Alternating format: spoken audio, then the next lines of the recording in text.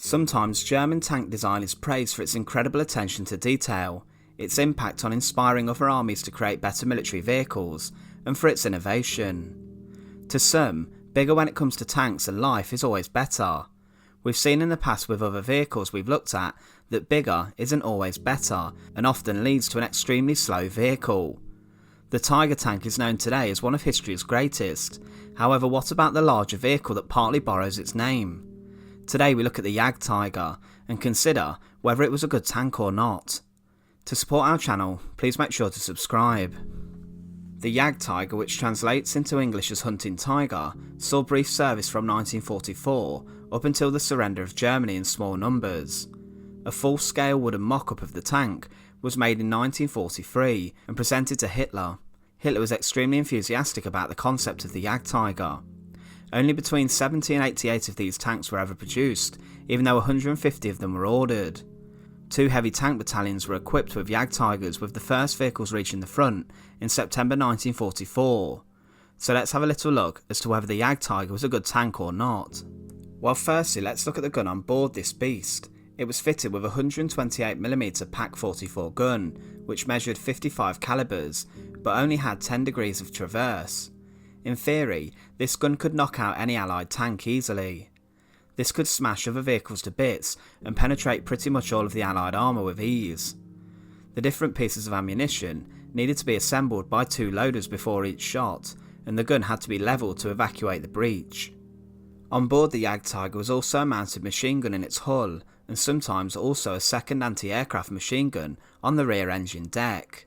The Jagdtiger was originally intended to be able to snipe enemy tanks from around 2 or 3 miles away, whilst being immune to return fire. This would have worked extremely effectively, being able to penetrate the heavy allied tanks such as the later Mark Churchills or even an IS-2 with ease. So the gun on board the Jagdtiger effectively was unbeatable, while Panzer Ace Otto Carius wasn't so thrilled about the tank.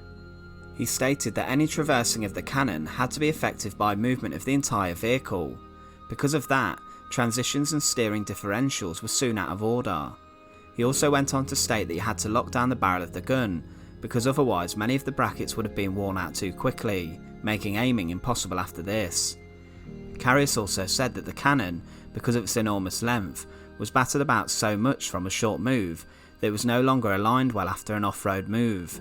This also affected the optics of the vehicle. So although the gun was unbeatable, it wasn't without its flaws, being too heavy and also possessing too long a barrel, which affected the overall running of the vehicle. The Jagdtiger was nearly 11 metres long and stood around 3 metres tall. It weighed in at over 79 tonnes and 83 tonnes with ammunition on board and the crew of 6 men to operate the vehicle. Most of the weight on board the heavy tank was due to the colossal 250mm of armour protection in the casemate superstructure that housed the main gun. This armour wasn't reciprocated all around the vehicle, but it did have 150mm on its glacis plate. The driver and wireless operator would be found in the hull, under 150mm of armour. Around the sides though, it was thinner, and it had around 80mm of armour around the sides. This sheer amount of protection on board the Jagdtiger made it a complete fortress, and this is definitely a strength of the vehicle. However, this weight came at a huge cost. It would be rather slow and heavy, and was extremely prone to mechanical failure and breaking down.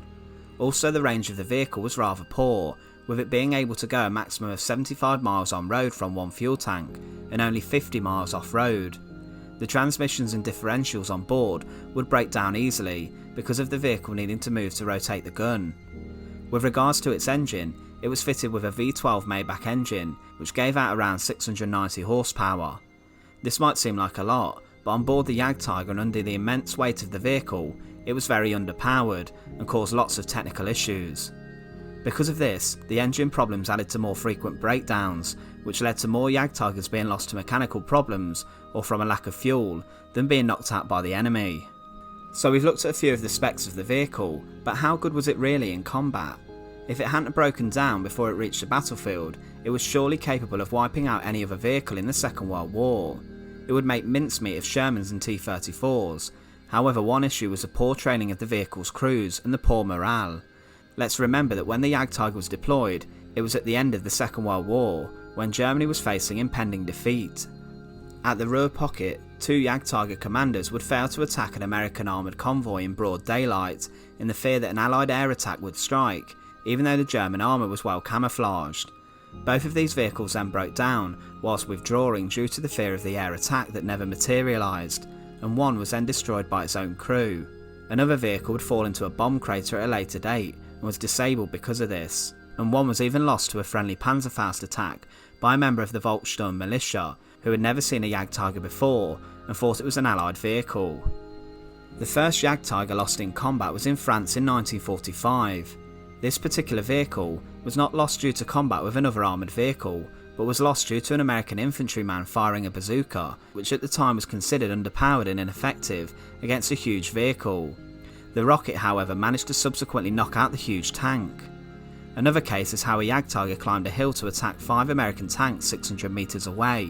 This led to 2 withdrawing and the other 3 opening fire. The Jagdtiger managed to withstand several hits, but none of the American shells could penetrate the thick armour. At this point, the inexperienced commander lost his nerve and turned back, exposing the thinner side armour. This was eventually penetrated by a shell, leading to the deaths of all 6 crew members on board. But let's quickly look at a couple of cases where the Jagdtiger was rather good in battle. On the 17th of January 1945, 2 tanks would engage a bunker line supporting assaulting infantry. They would later go on to secure 4 bunkers, blowing them up at a range of 1,000 metres. A Sherman which attacked was also destroyed and set on fire by an explosive shell. Later in April, another vehicle saw a large amount of action when the 1st Company engaged a number of Shermans, destroying 11 tanks and over 30 unarmoured or lightly armoured targets. Some of these enemy tanks were knocked out by a Jagdtiger at a remarkable distance of over 4,000 metres. But was the Jagdtiger a good tank though? On the balance of everything we've looked at so far, we're going to say it wasn't really a very good tank at all. It was born out of that bigger is better huge wonder weapon idea that came around when Hitler believed that these huge weapons would lead Germany to turn the tide of the war back in their favour. Its gun was unmatched at a distance and could effectively take down any Allied vehicle with ease. Also, the armour on board was excellent in theory. However, it was plagued with mechanical failures and was extremely underpowered for a vehicle of its size and weight, and it suffered even more at the hands of inexperienced crews, who at the time were facing an unpreventable defeat to the Allies. The Jagdtiger's poor range, its history of breaking down, and issues with mobility and weight ultimately led to it being nothing more than an effective anti-tank gun. Once again, thanks for watching. To support our channel, please make sure to subscribe. Once again, thanks for watching.